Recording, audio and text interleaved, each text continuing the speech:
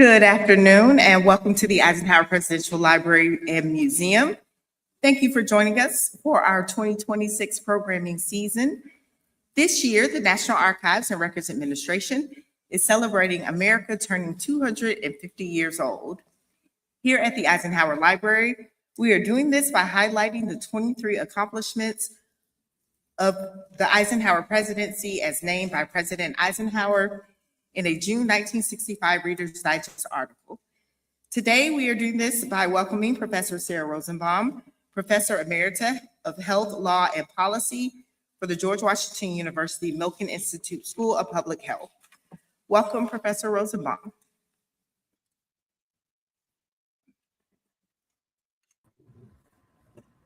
Thank you. It's lovely. It's lovely. I think I'm getting, did the echo stop? Yes. It's very nice to be here with all of you, and I only wish I were there in person. I've never been to Abilene.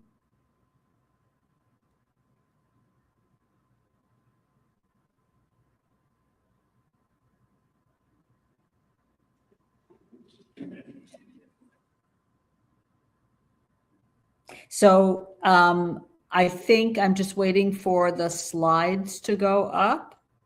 There we go.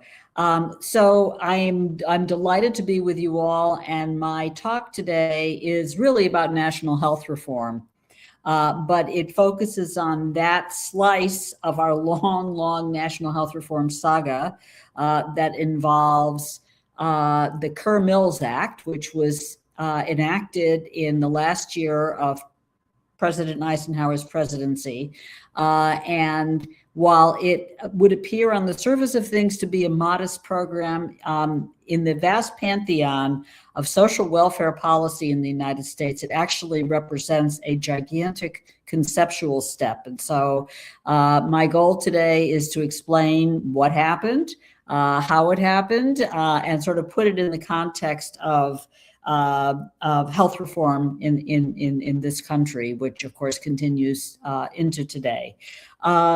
It represents a sort of a conceptual leap, and one that had to overcome two of the strongest issues that tend to arise in the enactment and creation of social welfare policy in the U.S. The first one is federalism versus universality. What do I mean by that? What I mean is federal reforms that essentially invite states to participate and offer them financing if they choose to participate. The federal government sets certain conditions. The state governments must meet minimum conditions, although typically in these federal laws, states also have a lot of running room to shape the programs the way they want them, but they do have to meet minimum federal conditions. And the benefit of that model, of course, is great flexibility for states to sort of move at the pace they want to move at. And of course, states vary tremendously in how they approach social welfare policy issues. The problem with that model, of course, is that you do not achieve universal access to the social welfare benefit in question, and we'll talk about that. So it's a classic American issue. Do you create a one-size-fits-all program for everybody in the United States? Or do you, in fact, take it incrementally? Or do you take the incremental steps and build toward a national leap? So that's one theme. And the other theme, of course, is the theme of the relationship between medical care and the government. How much to regulate medical care, how to think about medical care. If government becomes, whether it's a state government or a federal government, becomes a payer for medical care, how involved should government become in the setting of medical care standards, healthcare access, defining what constitutes medical care, particularly for the purpose of when public funding will be available. So all of these themes are part of the saga of Kerr-Mills, even though Kerr-Mills is sort of this little program that's wedged in between a long series of changes. So if we could put the slides up and go to the first slide. The first slide is really, it begins with the Social Security Act of 1935. So of course, this was the epic leap taken in the United States toward establishing a pension system and a social welfare safety net system for all Americans. It was not done as a state-by-state opt-in, although there are pieces of the Social Security Act that are what we call state grant and aid benefits. But the Social Security that we all know, I'm a Social Security recipient. I assume a lot of you in the audience are Social Security recipients. That is a national program. But when the Social Security Act was first created, a decision was made, some of you may already be aware of this, by the Roosevelt administration not to deal with healthcare. Healthcare was seen as inordinately complicated, inordinately politically fraught. There was consensus around a basic income standard for older Americans. There was not consensus about how the government should become involved in medical care itself. The examples of little pieces of the Social Security Act that were very much these kinds of grant and aid programs we are used to, state grant and aid programs, was a special program that was back in the day known as the Maternal and Child Health and Crippled Children's Program. It was a series of grants to states, all states participated, to help them support really prenatal care and infant and early childhood care, and also care for children with polio. So of course, back then, using language that we really don't use today, it was called the Crippled Children's Program. Today, it's called Program for Children with Special Needs, still very much part of all state public health systems. The Social Security Act of 35 got us going. It did not blunt the decision by President Roosevelt not to take the healthcare plunge, except for the little program for mothers and children, did not go much beyond that. The assumption was that the assistance checks, both the Social Security benefits that retirees would receive and the public assistance benefits that were also part of the Social Security Act and were administered by the states would include in the budgeted cost of those benefits healthcare. So healthcare was thought of as just part of families' everyday budget. They would budget the few dollars a month that they needed for medical care, and that would be that. And of course, we know that that is not what happened. What happened was medical care became more and more dynamic. It became more and more advanced. It became more and more vital a benefit for Americans. Private interests, particularly the organized medicine and the hospitals themselves, began to offer what were prepaid health plans to that people could buy into, teachers, for example, or rural farmers. The buyers clubs essentially were set up to try and make healthcare more affordable by selling commercial insurance. And that process was, of course, evolving very slowly. Most Americans still did not have health insurance. There was tremendous agitation in Congress, going back to even before the Social Security Act and continuing on to take a much bigger leap and establish a national health insurance program. By then, of course, nations around the world had taken this step of setting up national health insurance for their populations. The most interesting to me and poignant example of that may be the United Kingdom. England, after the war, took the leap really all at once of a national health service in their case. People do have insurance to supplement the service, but they established the National Health Service. And the reason they established a national population-wide health service was sort of summed up at the time by their observation that when the Nazis attacked and their cities were bombed, it didn't matter if you were rich or poor, you died. And so the English went immediately to universality. People, again, with means tend to supplement what the National Health Service provides. But the war was a transformative experience for the English when it came to national health insurance, but we did not. The battles went on, and in 1950, we took a step, and that step was the creation of a little companion program that would accompany the cash assistance grants to states under the Social Security Act for the elderly. There was because of course Social Security took a while to start up, and because many people were left out of Social Security, states were given money to give cash grants to the indigent elderly. And it became very apparent very quickly that the indigent elderly were not able, nor were Social Security recipients, able to buy insurance for themselves out of their cash grants. They were very small.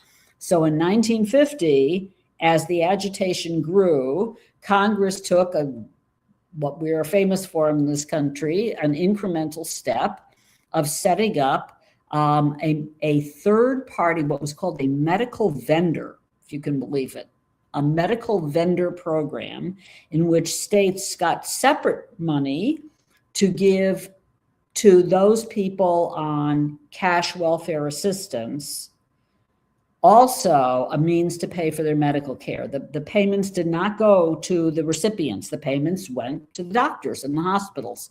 So it began to look like what we think of as insurance, third-party payments, these from the government to doctors and hospitals for a range of medical services. And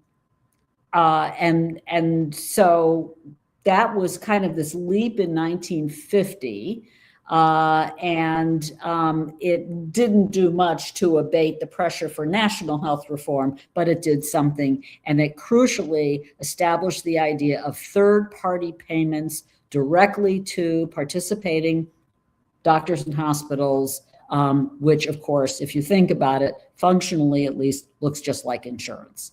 Next slide, please. So, of course, the United States is a nation of great policy evolution. We do not like to move fast, typically, although I will talk at the end about the times that we have taken a leap. But the next stage of policy evolution came because the pressure from many members of Congress, particularly the liberal wing of Congress, was really unabated. There was continuing pressure to do something much more meaningful. And there was also a growing recognition that, of course, better standards of living, better food, better housing, more security meant that people were living longer. I don't know about those of you in the room. I'm about 75 years old. I would have been considered, as some of you might have been, ancient at that point. At this point, I'm still considered one of the younger elderly. I guess at 75, you sort of cross over. But people were living longer, and it had grown to be about 8% of the total U.S. population. So even though the U.S. population was growing, particularly in the post-war era, so was the proportion of the population that was over age 65. And the people who were, of course, aging, hopefully gracefully into old age, some of them were on cash welfare assistance, but a lot of them were not. By then, we would start to have Social Security retirees who were getting, relatively modest but important Social Security retirement benefit. And that benefit, while of immeasurable importance, clearly could not support the cost of medical care. Medical care by then had become quite costly, relatively speaking. It was growing as a proportion of the GDP. Hospitals were booming. Medicine was booming. Scientific breakthroughs were, of course, all around us. The National Institutes of Health had been established, and medical care became more and more sophisticated, and more costly, and more vital as something that we all needed access to. But in the face of this, we had continued and unrelenting physician opposition to an aggressive involvement by the governor. So the assumption on the part of medicine was that health insurance would sort of grow organically, and it would grow in a way that they could control it, because insurance would be employment-based or sold to groups, like all the teachers in a particular state would be in a union typically, and the union would arrange health insurance for all of its members.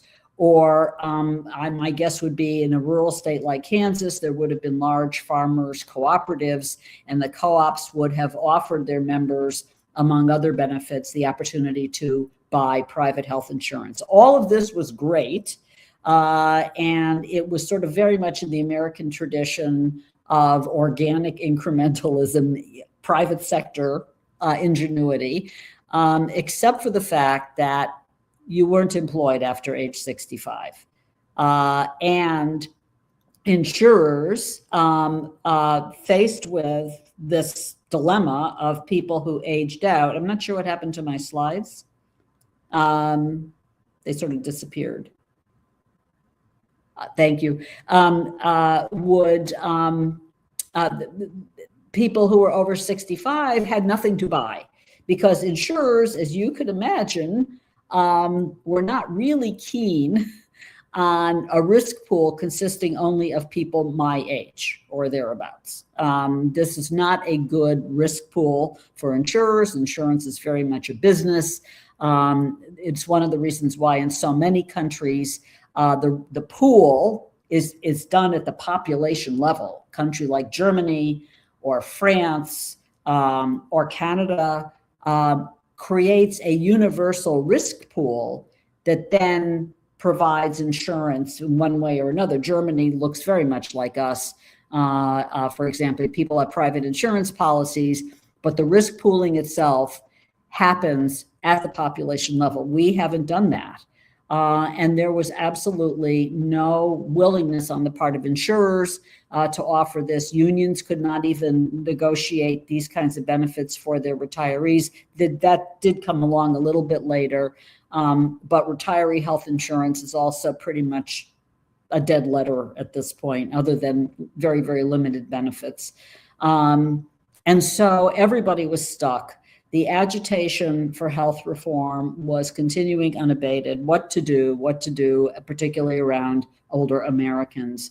And of course, we had the 1960 presidential election looming. I was a kid during the election. I don't know if there's anybody in the audience who really remembers, was sort of a young adult during the election. It was an extraordinary election, and both Nixon and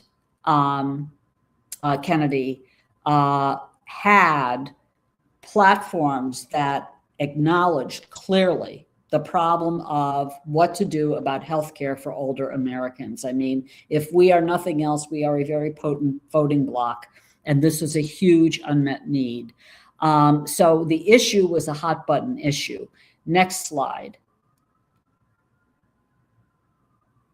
So, of course, as only things happen in the United States, the issue may have been hot button. The issue may have been a big deal for both political parties.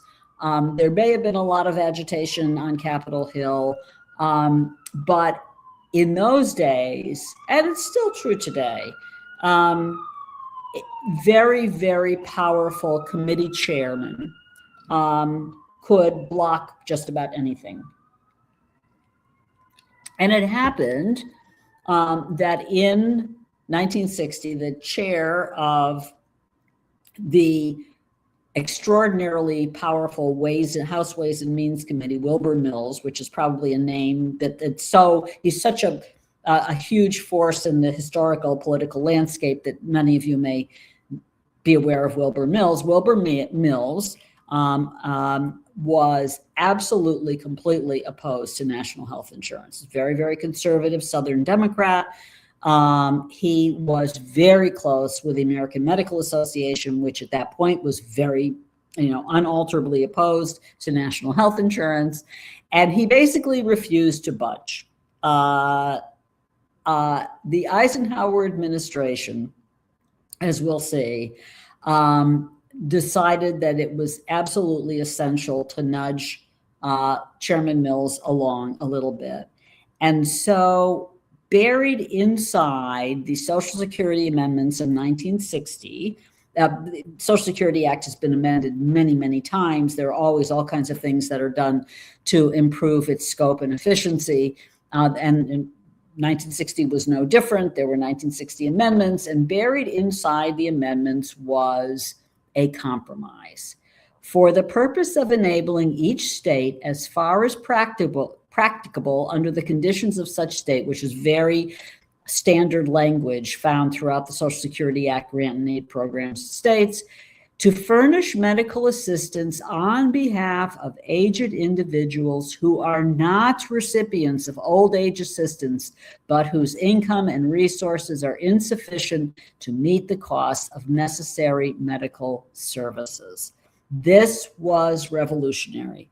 This was the Kerr-Mills Act. He immediately, when Wilbur Mills saw that he was sort of outgunned on this one, immediately embraced the legislation as his own so that he could control it. And it was sponsored by Senator Kerr in the Senate, Congressman Mills in the House. It became the Kerr-Mills Act. He took control. And if you look at this word salad, which is very typical for laws, you read them and you say, who can make heads or tails of them? But the crucial thing about this set of amendments was that the focus of the assistance was aged individuals who are not recipients of old age assistance, but whose income and resources are insufficient. I mean, think about it. I'm somebody who has a good retirement. I have, of course, my retirement savings from GW. I have Social Security. And if you ask me, can I afford the cost of medical care? The answer was without my insurance, absolutely not.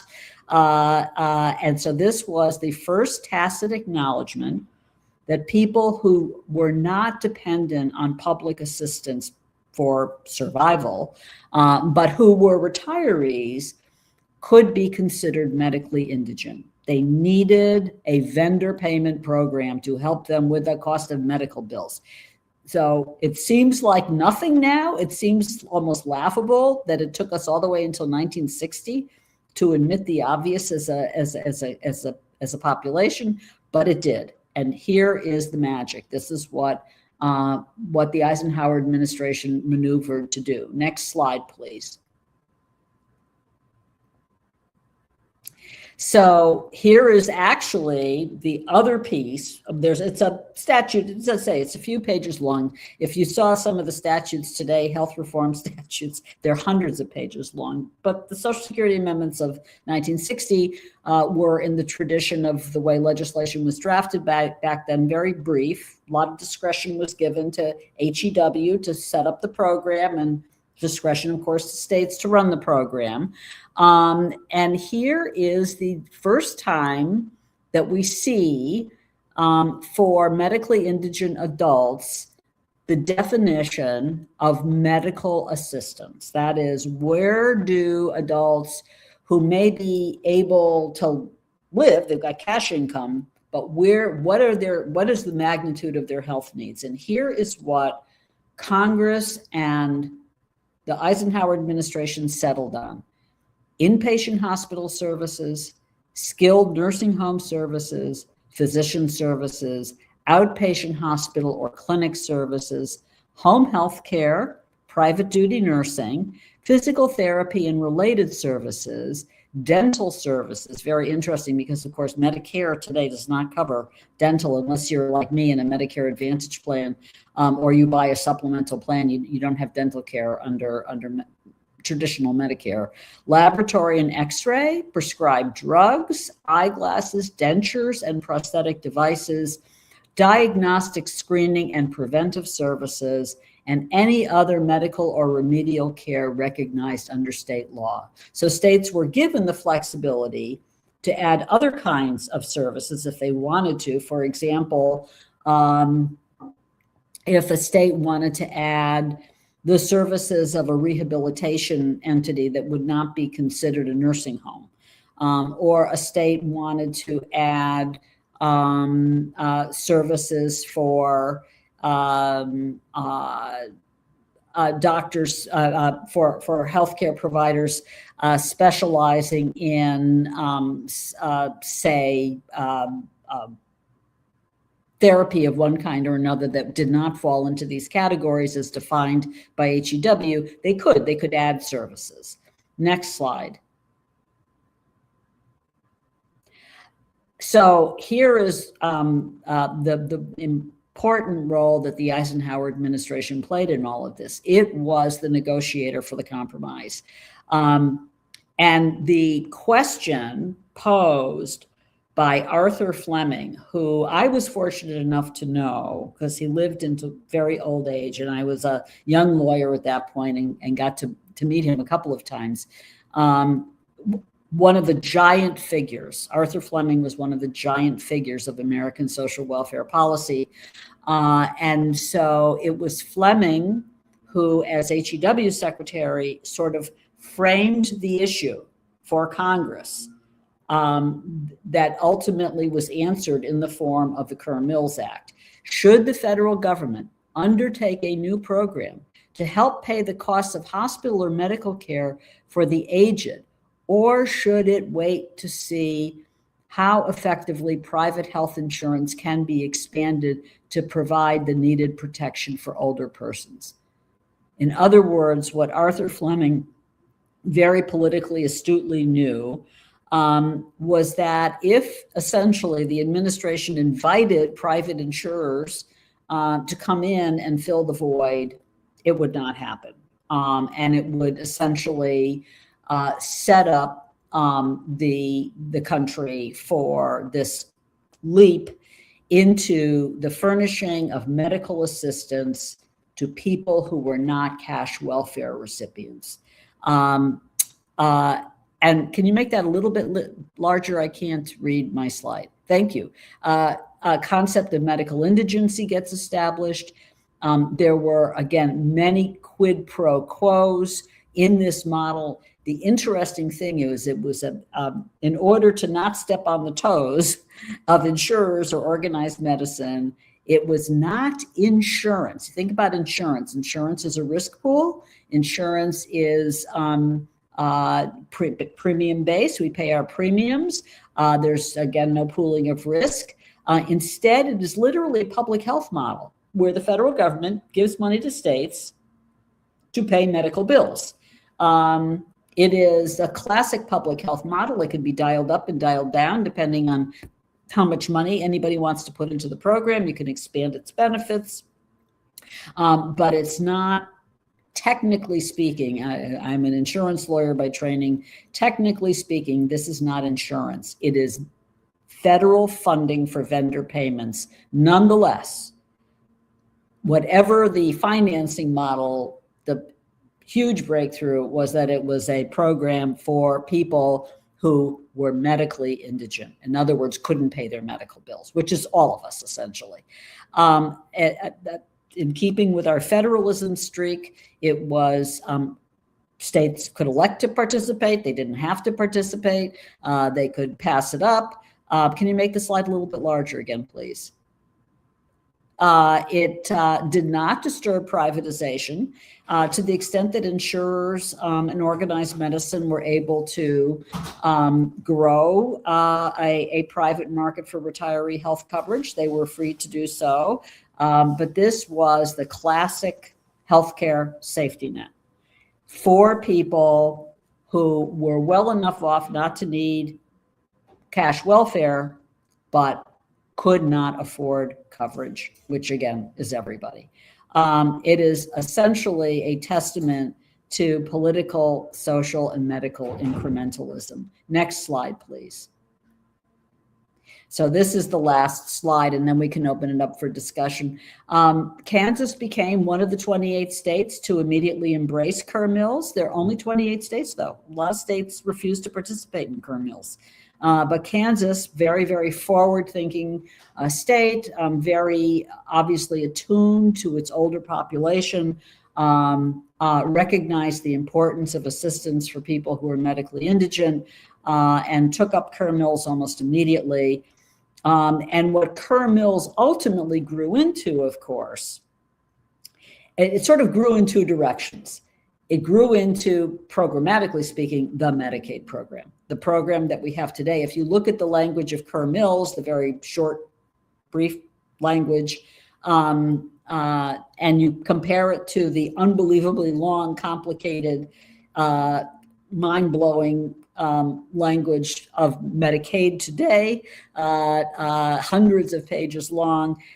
The core of Medicaid is exactly the core of Kerr-Mills. It's a program for people, some of whom get cash welfare assistance, but very few people get cash welfare assistance unless they are very seriously disabled or elderly and very indigent.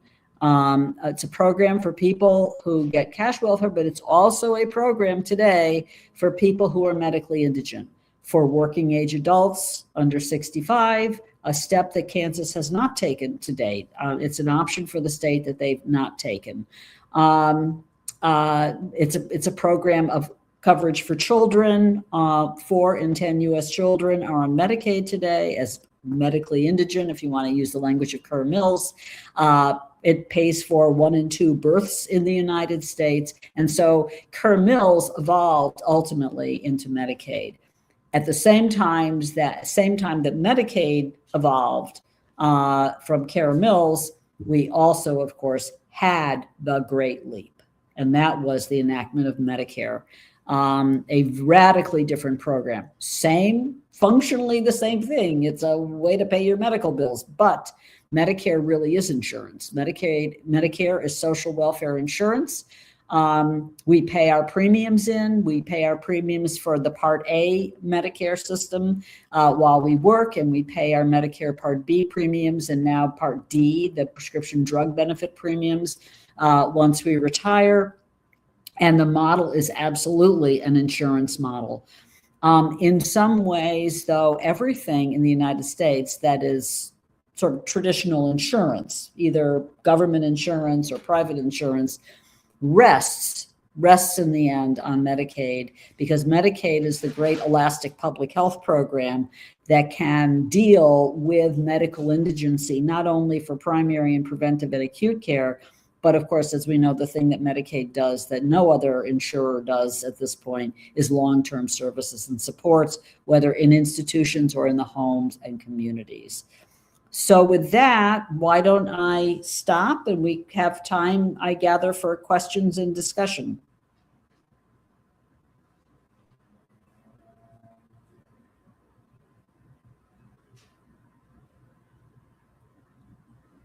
Nope, nobody can hear me. Okay.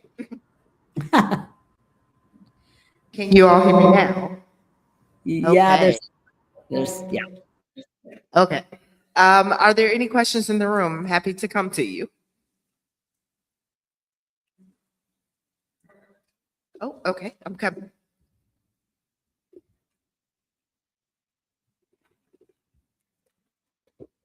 Just a clarification, did you say 1 in 2 births are paid for by Medicaid?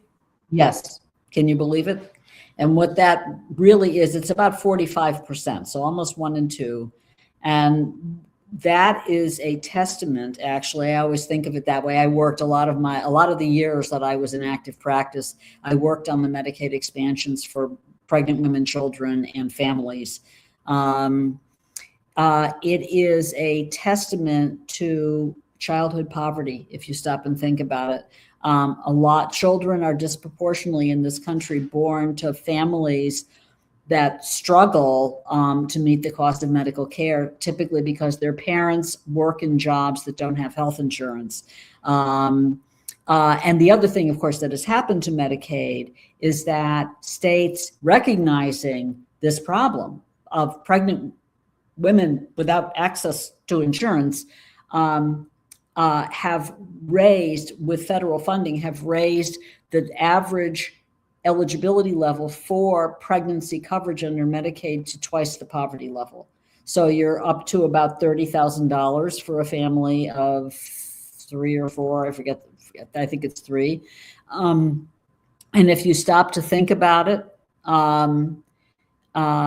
you think about what somebody earns full-time minimum wage work. If you have 2 parents working in minimum wage jobs, probably their combined income does not hit $30,000 a year. And typically their jobs would not carry insurance. And so Medicaid was reformed in the 1980s to ensure that children would have coverage and that pregnant women would have coverage, and that the coverage for children would be there throughout their growing period. I'm not sure what the number is for Kansas, but you can go to the Kaiser Family Foundation's website, and they do an incredible job, KFF, on health information data, and you can look up the specific rate for Kansas. What proportion of all babies born in Kansas have their births covered by Medicaid? Okay, thank you. We are having some technical difficulties here, so you're going in and out. For anybody who's watching or anybody in the room, if it's okay with Professor Rosenbaum, we'll make your slides available afterward for anybody who still has questions or interest. But we have another question in the room. Has the Kansas legislature ever asked you to come and speak so that they might understand the necessity of Medicare a bit more? No, I have never addressed the Kansas legislature. I know that the governor has been quite involved and I assume a number of legislative members as well, in the discussion around what to do about working age adults who need insurance but are too poor to have it through work, or their jobs don't offer it. And of course, it's always possible that because of the problems that low income families have, possible to think about raising the eligibility standards under Medicaid for working families with children. Medicare, of course, is a federal program. It's not only a federal program, it's a federally administered program. So the Kansas legislature and the governor's office, of course, they both have a great deal of interaction with Medicare, because Medicaid complements Medicare, especially around long-term services and supports, and the part of the population that we know as dual enrollees. Dual enrollees are people with very, very profound disabilities on Medicare, or people our age, my age, older people on Medicare, whose incomes are modest and who need to supplement their Medicare with help on paying their premiums and with extra benefits that you don't typically get in Medicare, most notably vision and hearing, and dental care, terribly important, along with long-term care. So there's huge interaction between your health system in Kansas and the Medicare program.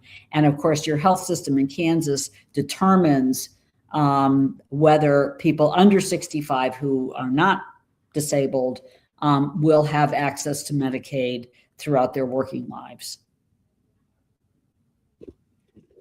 Okay, any other questions in the room? All right, and I don't see any questions online either, so I will say thank you so much to Professor Rosenbaum. We thank you for being here. We thank you for your presentation.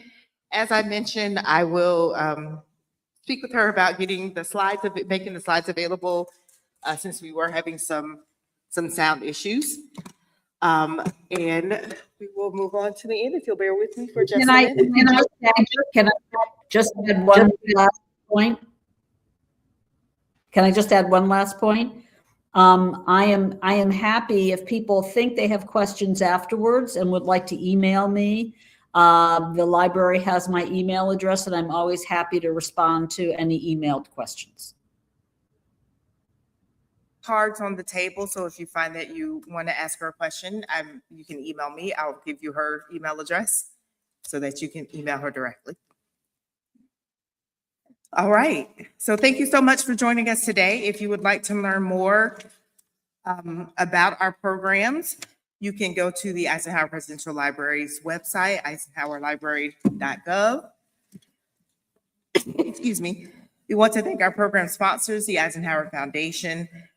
We invite you back next month on March 26th to hear Dr. Larry Evans present on Hawaii and Alaska statehood. He is supposed to be in person.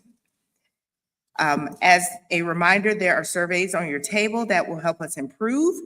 And if you are joining us virtually, there's a link for a digital survey in the program description. As always, you can find more information about our programs on our website, where you can also join our mailing list. Thank you so much and have a great afternoon.